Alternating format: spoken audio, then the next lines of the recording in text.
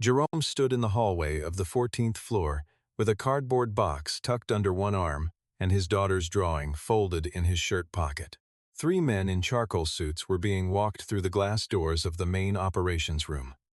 They carried slim laptops and leather portfolios, and spoke with the rehearsed confidence of people who had been hired to sound like they belonged. Jerome knew all three of them, not because they were rivals, because he was the reason they were worth anything at all. Hartwell Technologies had just paid $220,000 a year for each of them. The woman who had signed the authorization, the new CEO, Claire Thornton, had no idea that the man she had terminated 11 days ago at $81,500 a year was the one who had built the system they were now being hired to maintain. She had replaced him with the very people he had made. But what happens when the whole system breaks? And what happens when the people who took everything from a man discover that the thing they took was the only thing holding them up? To understand how we got here, we need to go back, 14 months back, to a morning in Baltimore, Maryland, and a man the building directory listed simply as senior systems technician. His alarm went off at 5:43. Jerome was in the kitchen by 5:48, packing his daughter's lunch before she was awake. A turkey sandwich cut in half diagonally because Nadia had told him once, with great seriousness, that triangles tasted better, and he had never stopped cutting it that way since. She was 7 years old with her mother's laugh and her father's quiet way of watching a room before deciding whether to enter it. She kept a small cloth elephant named Peanut tucked into the left pocket of her backpack at all times, which meant the pocket always bulged slightly to one side. She came into the kitchen the way she always did, not walking, more like arriving, still in her pajamas, dragging Peanut by one floppy ear, and climbed onto the bar stool with the complete physical commitment of someone who had decided the stool would have to accommodate her. "Daddy," she said, "is today a hard day or an easy day?" Jerome sealed the sandwich in its bag. The morning light came in through the window above the sink, the same window that had a small crack in the corner of the frame that he kept meaning to replace and kept not replacing. Most days are both, baby. Nadia accepted this. She ate her cereal with the methodical focus of someone who had important things to do afterward. There is something worth pausing on here, in the quiet architecture of this morning. A father who wakes before his child, so the morning has fewer edges. Who cuts sandwiches in triangles for reasons that live outside the category of efficiency? Who has a crack in the window frame he has not fixed because fixing it would require 2 free hours, and 2 free hours have not existed in this household for longer than he can cleanly remember? None of this appears anywhere in a performance review. None of it would show up in a cost-per-output analysis. And yet this is the actual weight of a life. The small repeated acts of love that no spreadsheet is built to hold. Jerome put on his jacket, the same gray technical jacket he wore every day, the fabric worn soft at the cuffs from years of resting against desk edges and server racks. He tied Nadia's shoes because she could tie her own now, but still liked when he did it. And he had not told her he knew this because some things are better left unasked. They left at 6:25. Her hand in his, Peanut under her arm. Nobody looking at Jerome in that jacket, in those work boots, walking with a 7-year-old through the streets of East Baltimore, would have guessed very much about him. That was not an oversight.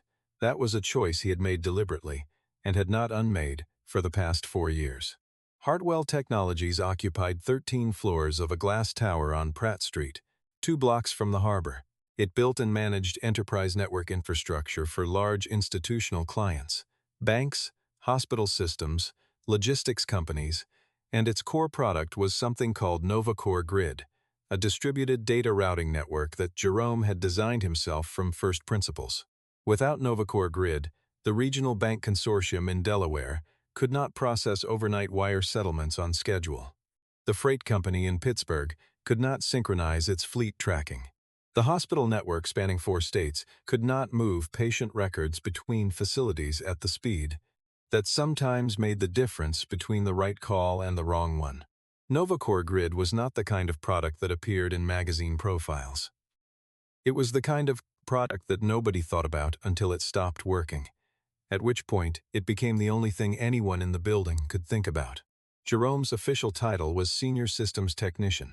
He had chosen that title himself 4 years ago when he had requested a step-down from his previous role. The HR administrator who processed the paperwork had looked at him twice and then decided not to ask, because in her 11 years in that department she had never once processed a voluntary demotion. And there was apparently no protocol for how to respond to one. Before the paperwork, Jerome had been Hartwell's principal network architect. He had designed NovaCor Grid from the first specification document. He had written the core routing logic over 17 months, testing edge cases at night on a second-hand workstation in the spare bedroom while Nadia slept down the hall. He had built the thermal load management module, a subsystem he called CoreTemp, from scratch because nothing commercially available handled the specific combination of heat variance and simultaneous node load that Hartwell's infrastructure produced in summer months. He had trained the technical teams. He had written the documentation. He had been, for 5 years, the person most responsible for the thing that made Hartwell worth what it was worth. Then his wife Renee died. He did not talk about that. There was a photograph on the refrigerator, a woman with her head tilted back laughing at something outside the frame, her hand on a much smaller Nadia's shoulder. He looked at it every morning when he made coffee. Most days that was as much as he could do. He had told HR he needed a lower stress role for personal reasons. HR had nodded and produced paperwork. Jerome had signed it, and the next Monday he came in as a technician, and the Monday after that, and eventually that became simply who he was in this building.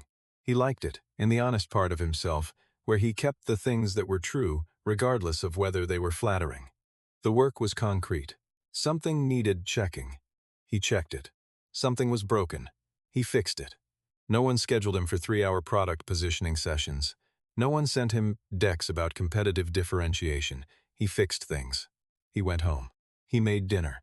He read Nadia a story. He slept without architecture decisions, cycling through his mind at 2 in the morning. It had given him his daughter back. That return had never appeared in any quarterly report.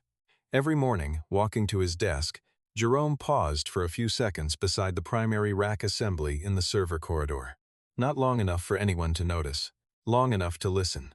He could tell by sound and by the subtle shift in airflow whether the system was running clean. He knew which fans ran louder under high load.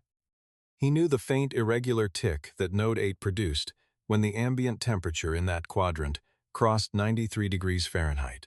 He knew things that were not in any official document because some of what he knew had never been written down. He also knew about Patterson. Carter Patterson was Hartwell's chief operating officer. 47 years old, a man who wore institutional authority the way certain men wear expensive watches, as a statement rather than a tool. He had been at Hartwell for 9 years, and had developed in that time a refined instinct for identifying people whose knowledge could become inconvenient.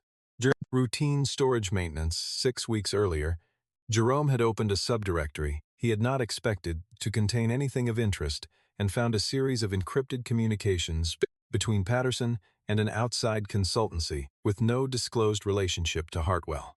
He had not opened the files. He had noted the directory path and moved on, because it was not his concern, and he had not gone looking for trouble, and he did not want any. But he had noted it. The way he noted everything, quietly, accurately, and without forgetting.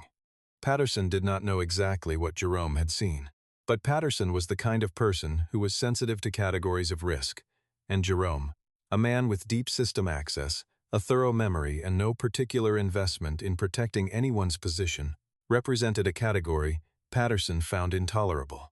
When the board appointed Claire Thornton as CEO 8 weeks ago, Patterson had understood immediately what the transition created. A new chief executive has no existing map of the internal landscape. She would need to be briefed on what mattered. Patterson was very good at providing that kind of briefing.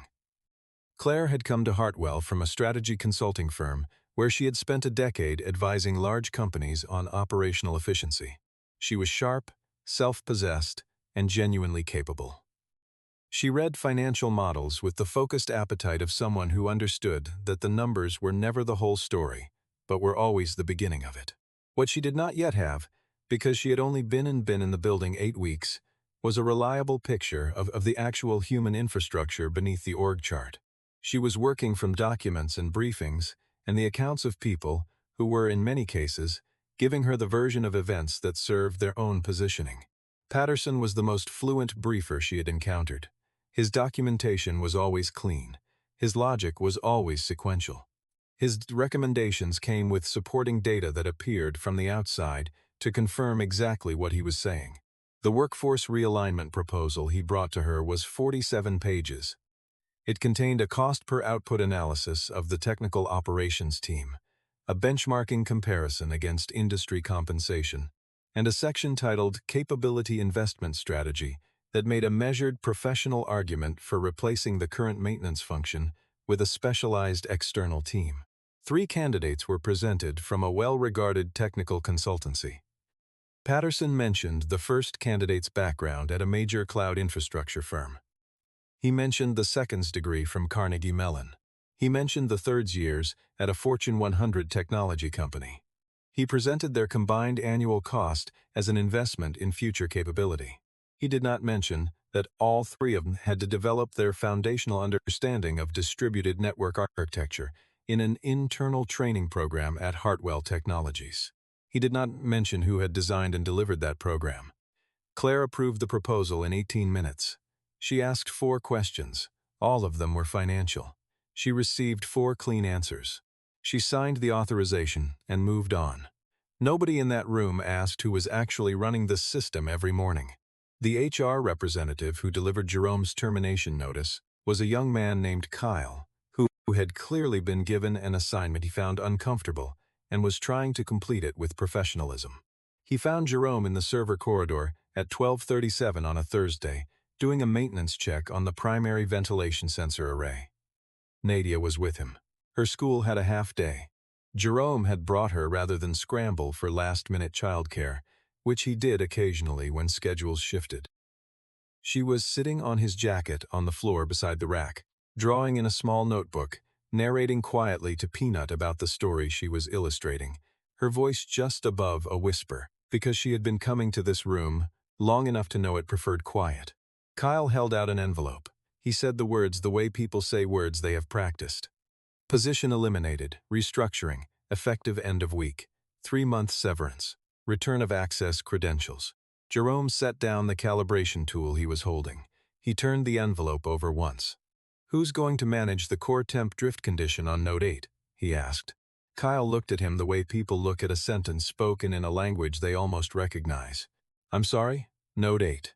There's a thermal behavior pattern that occurs under specific load conditions in high summer. It requires a particular response sequence, or it cascades across the primary routing layer." Kyle's expression indicated that he had not been briefed on Node 8, or thermal behavior patterns, or what cascading meant in this context, and that he very much hoped this conversation would resolve itself without requiring him to understand any of it. "The incoming team has been given full access to all system documentation," he said carefully. Jerome was quiet for a moment. He put the envelope in his jacket pocket. He turned back to the terminal and completed the task he had been running. A minor routing anomaly he had caught that morning, the kind of thing that wouldn't cause a problem today, but would eventually, if left unaddressed. He ran the correction, verified the result, saved the log, then he stood up. "Thank you, Kyle," he said. He folded his jacket over his arm. He picked up Nadia's notebook and her pencil case and handed them to her. Nadia gathered Peanut and stood up, looking at her father's face with the specific attentiveness of a child who has learned to read the silences. They walked out together. As they crossed the main floor toward the elevator, they passed the glass-walled conference room where the 3 incoming consultants were being introduced by Patterson. A small cluster of employees stood watching from the corridor. Someone near the back was clapping. One of the 3 men, the first one, the one Patterson had mentioned had worked at the cloud infrastructure firm, stopped mid-sentence when he saw Jerome. Something crossed his face, recognition, and then something more complicated than recognition. He half-raised one hand.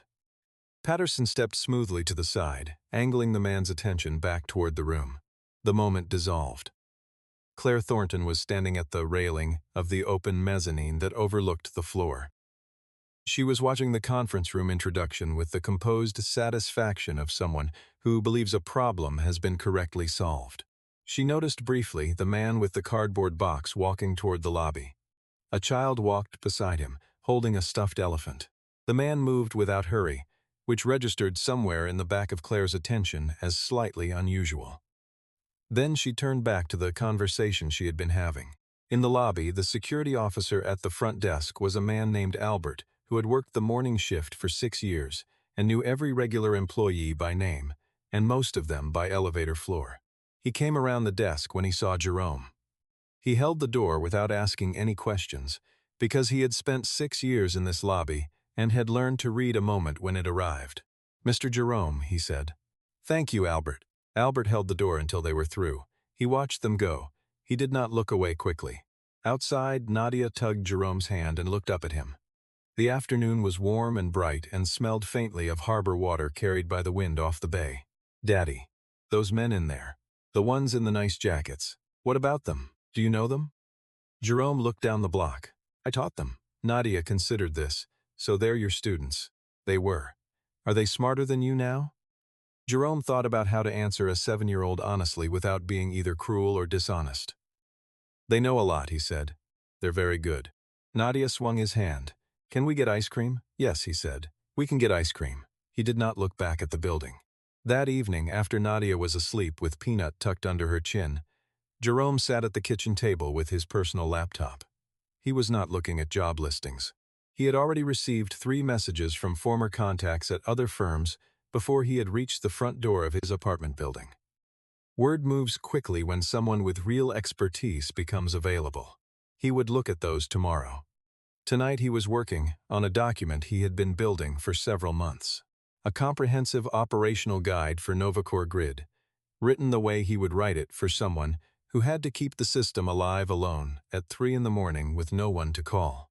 Not a high-level architecture summary, a real document. Step-by-step failure responses. Edge case behaviors cataloged by the conditions that triggered them.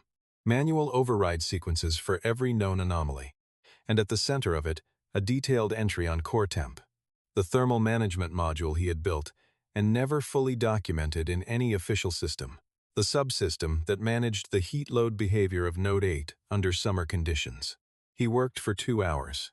He wrote carefully. At a certain point, he added a note in the core temp section. Node 8 drift activation threshold. Ambient temperature in rack quadrant, combined with simultaneous load exceeding 92% of peak capacity. This condition occurs reliably between July and September, typically between 11 p.m. and 3 a.m. during extended heat events. Core temp state memory must not be reset during active compensation. If state is lost during remediation, for example, during a node restart, the system will enter a recursive error loop rather than a recovery loop. Full reinitialization is required. The reinitialization sequence is as follows. He wrote out the sequence in full. He saved the document to his personal drive. He did not send it to anyone at Hartwell. He sat looking at the screen for a moment. Then he closed the laptop, turned off the kitchen light, and went to bed. The 3 incoming consultants, Marcus, Rachel, and Devon, held their kickoff meeting with Claire and Patterson the following week. The presentation was genuinely impressive. An 18-month modernization roadmap, projected cloud cost reduction of 19%, expanded capacity planning. Claire sat through it with focused attention and pointed questions that the 3 of them answered well. Afterward, Marcus pulled up the original NovaCor Grid architecture files in the shared repository. He was thorough enough to want to understand the foundation before building on it. He opened the top-level documentation folder, skimmed the primary file, dense, organized around engineering principles rather than industry standards, with hand-annotated diagrams that followed no convention he had been trained on, and then closed it. "Old methodology," he said to Rachel. "We'll need to refactor the documentation before any of this is usable as a foundation." Rachel nodded. They moved on. It is worth noticing carefully what happened in that moment. Marcus was not careless. He was capable and well-trained and genuinely conscientious. But he had been taught to trust the conventions of his education above the unfamiliar clarity of someone else's thinking. There is a quiet arrogance in always preferring what is standard to what is wise. It is one of the most common errors a competent person makes, and it almost always goes unnoticed until something breaks. The first 3 weeks were smooth. Marcus identified several redundant processes in the monitoring layer and removed them. Rachel optimized a database indexing routine that had been running at reduced efficiency. Devon tightened traffic routing logic on 6 secondary nodes. Claire received weekly progress reports that showed real, measurable improvement. Patterson reviewed them with visible satisfaction. What none of them knew was that one of the processes Marcus had removed was not redundant. It had looked, from the outside, like a duplicate logging function. Removing it was a reasonable decision based on everything visible to him. The problem was that the process served as the secondary validation check that CoreTemp used to verify its state memory before engaging the thermal compensation cycle.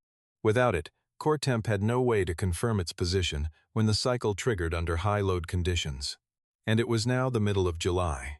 The night it happened was a Tuesday.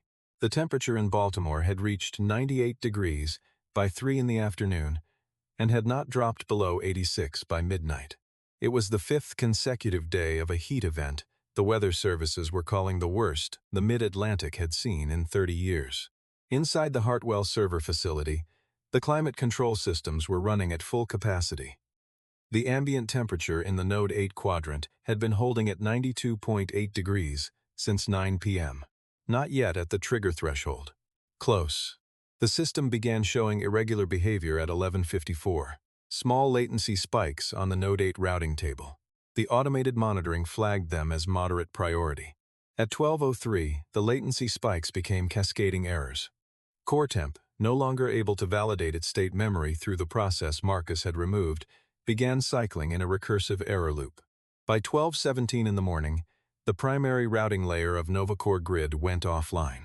All of Hartwell's enterprise clients lost connectivity simultaneously. Claire received the call from Patterson at 12:21. She was in her home office, still working.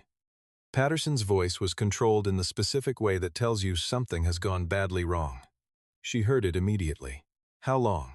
she asked. "We don't know yet. Get Marcus's team in." The three of them arrived by 12:40, phones still warm from the calls that had woken them. The server room was lit the way it was always lit. But the screens were full of error states, and the room had a quality that experienced technical people recognize immediately. The quality of a system that has stopped cooperating. Marcus made his first diagnosis at 12:52. Load management failure. Node 8, he restarted the node. The system did not come back. Rachel took the next pass. Database replication error introduced by the restart, creating a state mismatch between nodes. She recommended rolling back to a snapshot from 5 hours earlier. The rollback took 26 minutes. The system came back online at 1:24. It ran for 3 minutes and 40 seconds. Then it collapsed again, harder than before, cascading across 4 additional nodes. Devon took the third attempt. The routing tables, he determined, were corrupted. Not from the original failure, but from the botched rollback, which had written partial state data across the network. He began a manual rebuild. The rebuild took 51 minutes. The system came back at 2:41. It ran for 6 minutes. Then it failed completely. Every primary node in NovaCor Grid went dark. The backup failover systems held for 8 minutes. Then they went quiet too. Claire stood in the corner of the server room in the clothes she had put on that morning. Dark slacks, a blue blouse, shoes she had not changed. She had a cup of coffee that Albert at the front desk had handed her when she came through the lobby an hour earlier, and which was now completely cold. She watched Marcus sit in front of a terminal with his hands flat above the keyboard and not moving. She watched Rachel go through the same sequence of error screens for the 6th time. She watched Devon stare at the routing rebuild log with an expression she had not seen on a confident person's face before and did not have a name for yet, but which she understood to mean that he had reached the edge of what he knew and could not see across. She looked at Patterson. Patterson was standing near the rear wall with his arms folded. He was not looking at the screens. He was looking at the floor. Something in his face had gone gray. "Find a solution," Claire said. "Right now." Marcus was alone in front of the terminal at 2:47. The others had stepped into the corridor. Rachel to make calls, Devon to review documentation on his laptop. Marcus was doing neither. He was sitting in front of the screen, looking at it the way a person looks at a problem that has stopped being a technical problem and become something else. He was thinking about the architecture document he had closed after 3 minutes on his first week. He was thinking about the hand-annotated diagrams, that didn't follow any standard convention. He was thinking about a dinner session he had attended 4 years ago in a small conference room on the 9th floor at Hartwell, when he was 24 years old and had just joined as a junior network engineer. A man in a plain gray jacket had stood at the whiteboard and explained the concept of thermal state drift in distributed systems.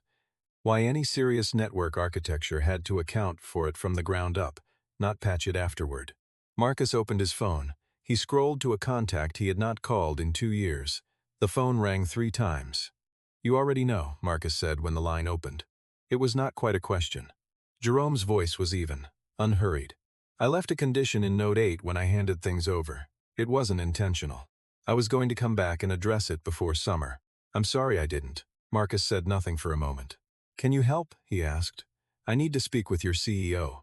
Marcus stood up. He held the phone against his chest and walked to the door and found Claire in the corridor. "There's someone on the phone," he said. "You need to talk to him." Jerome arrived at 3:19 in the morning, wearing a dark t-shirt and plain pants, carrying nothing.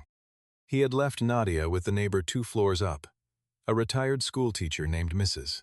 Calloway, who had a standing arrangement with Jerome for exactly these occasions, and who had told him when he knocked, at 3 in the morning without explanation, only to go, she had Nadia, and not to worry. The cab had taken 9 minutes. When he came through the front entrance of the tower, Albert was at the desk. Albert worked the overnight shift twice a week. He came around the desk when he saw Jerome. He buzzed him through without a word. But there was something in his eyes. Not surprise, not curiosity, the steady recognition of a man who had seen enough nights in this building to understand what this one meant. Claire was waiting in the corridor outside the server room. Her arms were at her sides. She looked at Jerome the way she looked at every new variable in a situation. Directly, without performance. Trying to determine what kind of thing it was. "You're the systems technician," she said. "I was." Marcus said, "You designed the system." "Yes." She looked at him for a moment. Her face held an expression that was not quite apology and not quite accusation. The specific look of a person who has just realized that the map they were given was missing a significant portion of the territory. "You trained all 3 of them," she said. Jerome did not answer that. He looked past her at the server room door. "We can talk after the system is running. What's the SLA penalty window on the primary contracts?" Vivian blinked. 6 hours from initial failure. We're at 2 hours and 58 minutes. Then we have time. Not a lot of it. He pushed the door open and walked in. Marcus, Rachel, and Devon were all in the room. They turned when he entered. Nobody said anything for a moment. Jerome looked at each of them in turn. Not with anger, not with satisfaction, not performing anything at all, because he was already thinking about the problem. He sat down at the central terminal. He pulled the keyboard toward him. "Here's what happened," he said. He was speaking to Marcus and Rachel and Devon, because they were the ones who needed to understand it if they were going to maintain this system after tonight. "NovaCor Grid has a thermal management subsystem I wrote called CoreTemp. It manages the load behavior of Node 8 under high ambient temperature and high simultaneous load. When those 2 conditions reach a specific threshold at the same time, temperature above 91 degrees combined with load above 92% of peak capacity, the system enters a compensatory state that prevents cascade failure." He typed a command sequence, and the terminal displayed a directory structure none of the 3 of them had seen before. It was nested 5 levels below the standard architecture directories, named with a character string that looked like a hardware identifier. CoreTemp maintains a state memory. That memory tells it where the system is in the compensation cycle. If the state memory is reset, for example, during a node restart, CoreTemp loses its position and enters a recursive error loop instead of a recovery loop. That's what caused the initial cascade. He paused. The secondary validation check that prevented the state memory from resetting was removed approximately 3 weeks ago. It looked like a redundant logging process from the outside. It wasn't. The room was quiet. "I'm not saying that to assign blame," Jerome said. His voice carried no edge at all, and it meant it. "The CoreTemp documentation was incomplete. That's my responsibility. I should have finalized it before I left." He turned back to the terminal. The rollback made it worse because the snapshot didn't capture CoreTemp state. When the system came back online, CoreTemp was in a cold start condition in the middle of an active thermal event. The routing rebuild introduced a second layer of partial state data on top of that. Right now, the system believes it is in 3 different operational modes simultaneously, which is why nothing is connecting. He began typing. The only covered path is reinitialization of core temp in the correct sequence, followed by a stage node restart that respects the thermal compensation timing. The sequence has to be calibrated to current hardware temperature. At this ambient level, it's not a fixed procedure. You read the conditions and you adjust. He worked in silence for a few minutes.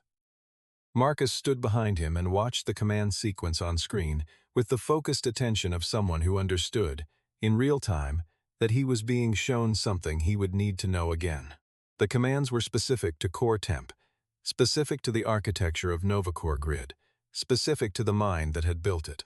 The interval between Stage 3 and Stage 4 needs to be extended, Jerome said, adjusting a parameter without looking away from the screen. Temperature is still at 90 degrees outside. If we move through too fast, the state reassertion won't hold. 6 minutes between those 2 stages. At 3:52, Node 8 came back online and held. At 4:07, the primary routing layer reconnected. At 4:21, NovaCor Grid was fully operational. All enterprise clients restored. The room was quiet in the specific way a room is quiet after a long, difficult thing has ended. Marcus leaned against the rack beside the terminal. Rachel let out a breath that she had been holding, it seemed, for some time. Devon sat in a chair by the wall and put his head back and closed his eyes. Jerome ran a final verification sequence. Not because he was uncertain, the system was stable, but because he was constitutionally incapable of walking away from a critical system without confirming its status with his own eyes. The verification came back clean. He saved the session log. He pushed the keyboard back. Claire had not moved from her position near the door since she had entered the room. She had watched the entire reinitialization without speaking, without checking her phone, without looking away.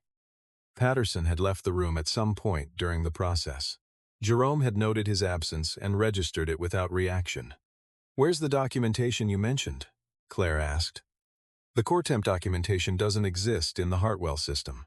I was building a comprehensive guide on my personal drive. I hadn't finished it. Can you share it?" "I'll finish it first." She looked at him. There was a quality in her face of someone who has understood that the model she was using to interpret a situation was wrong, and who is now doing the difficult, necessary work of building a different model. It was not a comfortable expression, but it was an honest one, and Jerome found it more trustworthy than comfort would have been. Marcus and Rachel and Devon excused themselves to get coffee. Devon held the door. When it closed, the server room was very quiet. Just the constant measured hum of the equipment, the sound Jerome listened to at the beginning of every working day for 4 years, as a kind of orientation. Claire sat in the chair Rachel had vacated. She looked at Jerome the way she looked at financial models when she was working through them. Seriously, without performance. "I want to understand something," she said. "When HR delivered your notice, why didn't you say anything about your history with the system?" Jerome thought about how to answer this. He settled on the truth, which was also the simplest version. "You had already made the decision based on a document that described me as a technician. I didn't think there was anything I could tell you in that hallway that would change how you read the situation. You would have needed context. That would have taken more time than a hallway conversation allowed. You could have requested a meeting." "I could have," he agreed. "I asked the HR representative who would handle the Node 8 condition after I was gone. He didn't know what I was referring to. That told me what I needed to know about whether the information would land." There was a silence between them that was not awkward. It was the silence of 2 people looking at an honest accounting without flinching from what it showed. "The restructuring proposal was brought to me by Patterson," Claire said. "He didn't disclose your role in building the system or in training the incoming team." "No," Jerome said, "he wouldn't have." "Why not?" Jerome was quiet for a moment. Then, "There's a directory in the storage infrastructure. I can give you the path. I'd recommend reviewing it before you have any further conversations with Patterson about how the proposal came together." He wrote the path on a notepad on the desk and set it in front of her. Claire opened her phone, navigated to the path, and read for approximately 5 minutes without speaking. Her face did not change expression. But the quality of her stillness changed. It became the stillness of a person who has just recalculated a very large number and found that the total is very different from what they were told. She set the phone face down on the desk. "How long have you known about that directory?" she asked. "A while. And you never. It wasn't my place to go looking for it. I came across it in routine work. I noted it. I didn't go further." He looked at the humming rack beside him. "I also didn't feel that going to Patterson's supervisor with something like that was a safe calculation. I had no standing and no clear evidence of anything beyond the existence of a directory." Claire absorbed this carefully. The way she processed it, without visible reaction, working through it internally before she was ready to respond, told Jerome something about her that the past 2 hours had been showing him incrementally. She had been given a bad map, but the way she was holding this new information suggested she knew how to navigate without one. "I want to make you an offer," she said. "I should have been making it 11 days ago, if I had understood what I was looking at." She paused. "I want you to come back to Hartwell, not in the role you were in. I want you to take the role that actually matches what you do here. Chief Infrastructure Officer. You would oversee all network architecture and operations, report directly to me, and have the headcount and resources to build the documentation and team structure that should have existed 4 years ago." Jerome did not answer immediately. He looked at the screen. He looked at the paper with the file path he had written for her. He thought about Nadia asleep upstairs at Mrs. Calloway's with Peanut tucked under her arm, and the drawing she had made him still folded in his shirt pocket. 2 stick figures, one tall, one small, under a yellow sun, with the words "Your Team" written in large uneven letters across the top. "I need to take Nadia to school in the morning," he said. Claire blinked. "Give me 1 day," he said. "I'll have an answer by end of business tomorrow." He stood, picked up his jacket. He looked at the terminal one final time.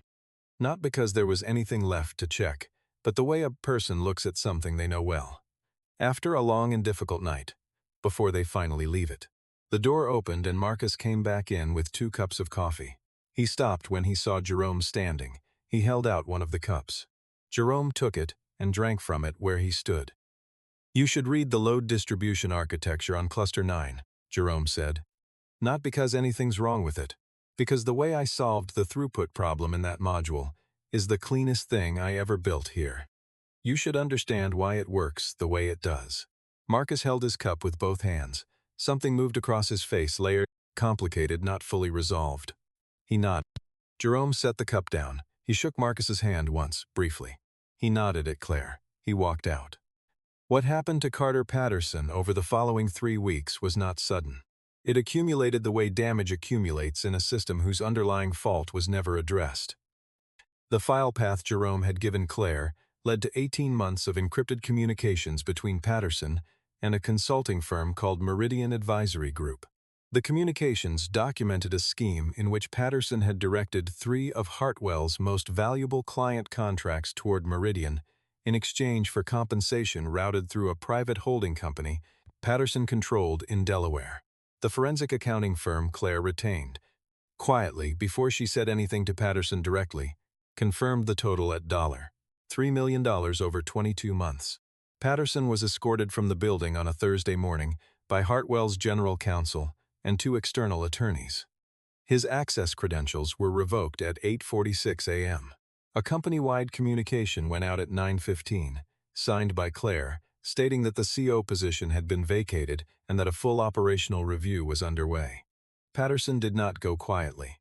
In the lobby, in front of Albert and 2 employees who were passing through, he said, loudly, with the composed conviction of a man who had spent years confusing authority with correctness, that Jerome's termination had been fully justified, that the system documentation issues were a technical department failure, and that the company's real problem was that it had made a personnel decision based on emotion rather than data.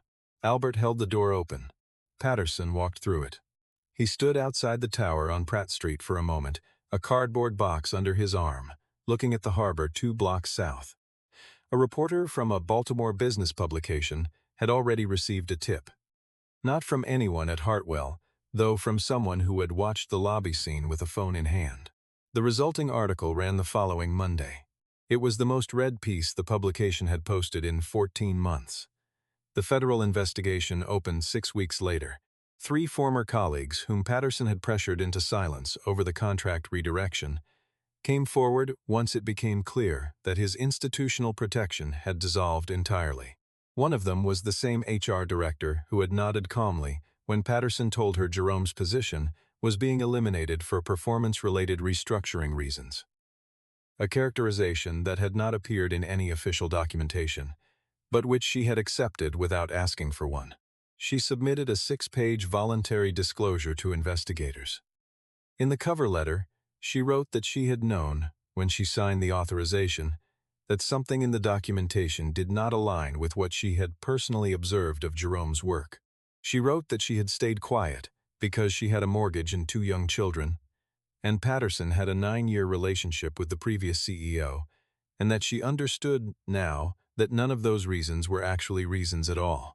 She was not charged, but she did not sleep well for a long time, and she knew why, and she did not pretend otherwise. Patterson was eventually charged with commercial fraud, breach of fiduciary duty, and obstruction. He entered a negotiated plea. The settlement required full restitution, a permanent bar from serving as an officer or director of any publicly traded company, and, at his attorney's strong recommendation, a public statement acknowledging that his actions had caused material harm to Hartwell Technologies and to individuals who had been directly affected by his decisions. The statement was 4 sentences long. It did not mention Jerome by name. But the last sentence said, "I made choices that I justified to myself at the time, using logic that I now recognize was designed to serve my own interests rather than any legitimate standard." That sentence had been written by his attorney. Patterson signed it without adding anything. He moved out of the Federal Hill townhouse he had lived in for 11 years and relocated to a smaller city where his name was not a story. He had been, once, a person who built real things, who had joined Hartwell as a systems analyst at 31 and risen through 12 years of genuine work before the ambition curled inward and became something else. He had a framed photograph from the company's 10th anniversary party. The entire operations team on the rooftop, everyone laughing at something just outside the frame. He packed it in a box, and he took it with him, and sometimes in the evenings he looked at it for a while without being able to say precisely what he was looking at. Jerome accepted Claire's offer. He came back to Hartwell 6 weeks after the night in the server room, this time as Chief Infrastructure Officer. With an office on the 11th floor that had a window facing east and caught the morning light off the harbor. His first official action was to finalize the core temp documentation and publish it to a new internal knowledge repository he established for all critical undocumented system components. The document ran to 62 pages. He spent 2 weeks reviewing it, line by line, before he released it. His second action was to establish a technical mentorship structure, a formal program that paired junior engineers with senior ones. Not based on hierarchy, but based on what each junior engineer most needed to understand about the systems they were working on. Marcus ran it in the first year. Rachel helped design the curriculum. Devin wrote the first set of case studies from the summer outage, anonymized and documented as an internal training resource, so that the failure could teach rather than simply disappear. On Jerome's first morning back, Albert was at the front desk when he came through the door. Albert came around the desk. He didn't say much. He held out his hand, and Jerome shook it, and that was enough. Nadia drew him a new picture the night before his first day. She gave it to him over breakfast, serious about it the way she was serious about important things. It showed 2 stick figures again, one tall, one small. But this time they were standing in front of a large building with many windows, and at the top of the building she had written, in careful letters, "Daddy's Place." He folded it. He put it in his shirt pocket. He still paused every morning in the server corridor a few seconds beside the primary rack assembly, listening. The sound was clean. It always told him what he needed to know. One evening, months later, Jerome sat on the small back deck of the apartment while Nadia did her homework at the kitchen table behind him. The harbor was visible between 2 buildings to the south, a thin strip of water catching the last light. He had a coffee that had gone cold in his hand.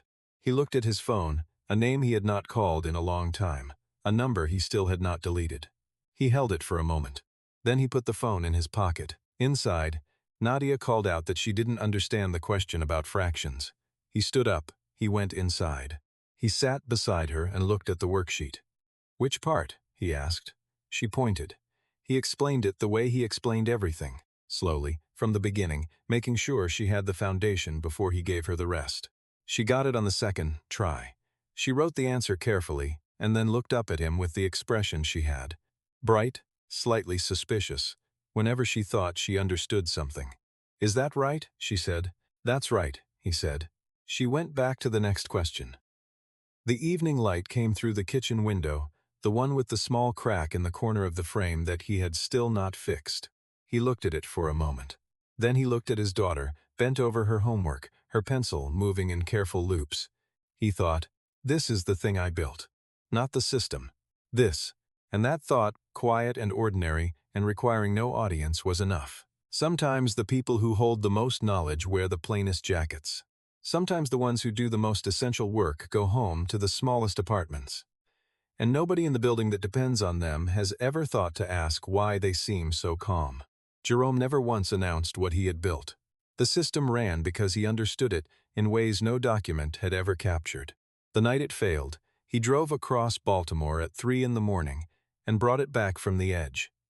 Not for recognition, not for the position he had lost, but because 47 companies depended on it, and because good engineers had made a reasonable mistake, and because there was something in him that could not watch a broken thing go unfixed, regardless of what the broken thing had cost him. Dignity is not something an institution gives you, which means it is not something an institution can take away. What we do when no one is applauding, that is the measure that stays. And the people who failed to see it, who looked at a man in a worn gray jacket and decided the jacket was the whole story, they did not diminish him. They only revealed, in the end, how small the frame was through which they had been looking at everything. The cardboard box was theirs. The system was his. And the drawing in his shirt pocket, 2 stick figures under a yellow sun, Daddy's place printed in careful uneven letters, that was the only return on investment that had ever truly mattered. If this story moved something in you, if it reminded you that a person's worth has nothing to do with their job title, their jacket, or what the org chart says about them, then you already know the lesson. Dignity isn't given, it is recognized. And the people who refuse to see it in others are the ones who lose it themselves. If you want more stories like this one, stories about ordinary people with extraordinary hidden depths, hit that subscribe button. I'll see you in the next one.